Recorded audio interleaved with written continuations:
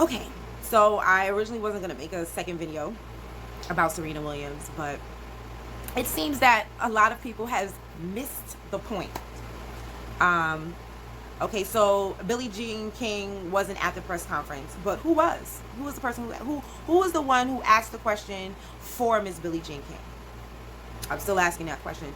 I haven't been able to find out who that was, and they're not really releasing it. So it kind of seems like if you weren't in the room, then you don't know who asked the question. Because I seriously doubt that that reporter was black that asked that question. So my question still remains, who I don't think that Serena was talking about, who we think she was talking about. I think a lot of people, like when I first saw this, when the friend of mine that reposted it, they reposted it with the like, oh yeah, she's fighting for us. You know what I'm saying? Yeah, she's gonna go to her grave before she stopped fighting for us. And I don't think she meant black people. I think she meant women.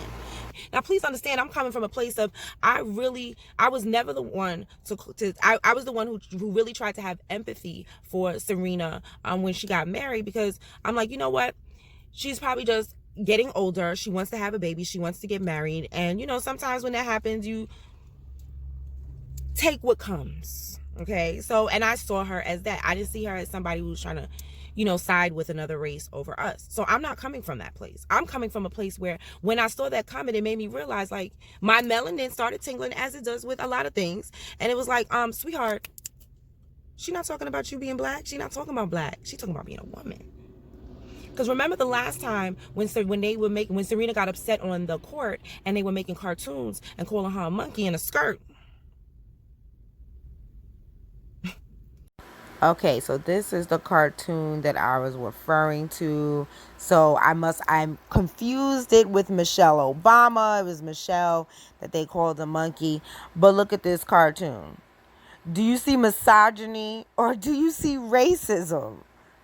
This is racist to me. I don't really see them attacking her as a woman. I see them attacking her as a black woman. So my view of this is on a couple of things that Serena has done that led me to be like, yo, I think we keep thinking that she's talking about us, and I don't think that's what she's talking about. She's talking about standing with women, with these feminists, and I'm not with it. Now, it seems to have ruffled the feathers of quite a few feminists in my comments, and if you choose to be a feminist, good luck to you.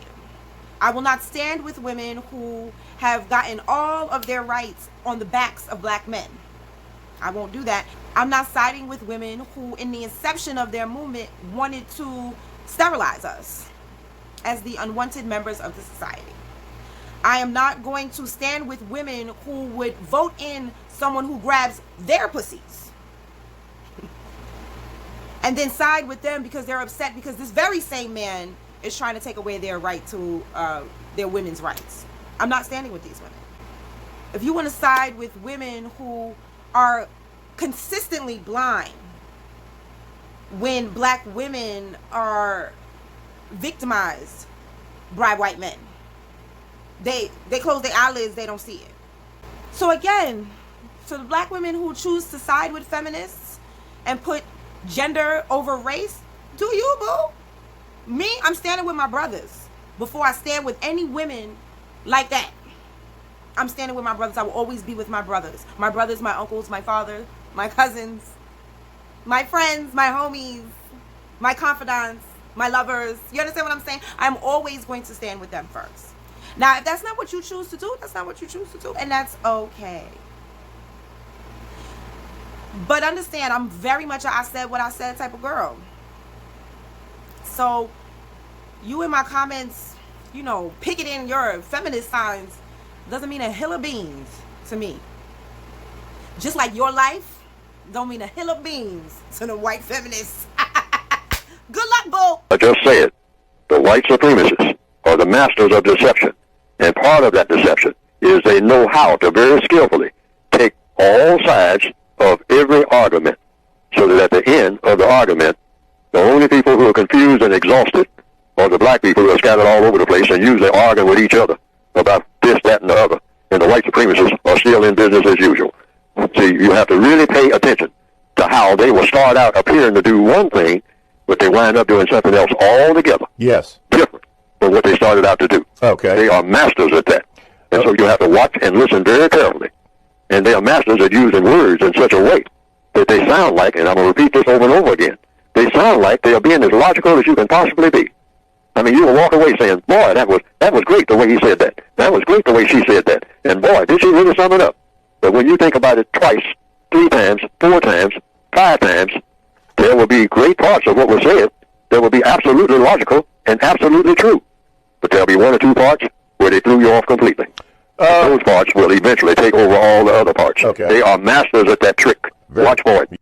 I tell my friends this all the time about one specific person. See, y'all like to take snakes home and play with them and take them home and bring them in your house like pets. I like to cut their heads off and wear them as bags and shoes. You don't play with snakes. Let's go to the bitch who started it all and Planned Parenthood too, Margaret Sanger. Sanger's admiration for the eugenics programs of Nazi Germany were well known at the time. In 1933, the Birth Control Review published Eugenic Sterilization, an Urgent Need, by Ernst Rudin, who was Hitler's director of genetic sterilization and the founder of the Nazi Society for Racial Hygiene.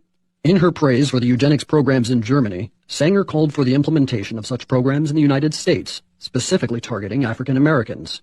The following editorial was published in the 1932 issue of the Birth Control Review. The Negro problem is one of the most complicated and important confronting America.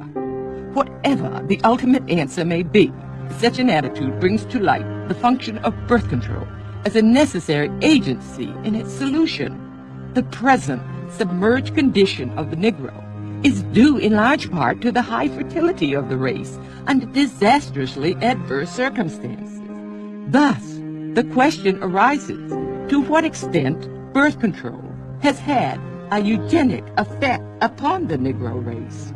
If any question should remain about Sanger's racist agenda, a 1939 letter she wrote to Dr. Clarence Gamble should remove all doubt. We should hire 3 or 4 colored ministers, preferably with social service backgrounds and with engaging personalities. The most successful educational approach to the Negro is through a religious appeal. We don't want the word to go out that we want to exterminate the Negro population. And the minister is a man who can straighten out that idea if it ever occurs to any of their more rebellious members. Whoa, is this the white feminist woman that they love so much? Is this the one that they hold as the pinnacle, the one who started it all? Is this her? Is this your king? Is that y'all's queen? Here, the black abolitionist Sojourner Truth, who was herself freed from slavery in 1827, speaks to a gathering of feminists in Akron, Ohio in 1851. Well, children, where there is so much racket, there must be something out of kilter. I think that twixt the Negroes of the South and the women at the North, all talking about rights, the white man will be in a fix pretty soon. But what's all this here talking about? That man over there says that women need to be helped into carriages, lifted over ditches, and to have the best place everywhere. Nobody ever helps me into carriages, or over mud puddles, or gives me any best place. And ain't I a woman? Look at me. Look at my arm. I have plowed and planted and gathered into barns, and no man could head me. And ain't I a woman? I could work as much and eat as much as a man when I could get it, and bear the lash as well. And ain't I a woman? I have borne 13 children and seen most all sold off to slavery. And when I cried out with my mother's grief, none but Jesus heard me. And ain't I a woman? So I will never stand with the white supremacist, feminist, female on any issue, any day, ever. Never. Fuck 'em.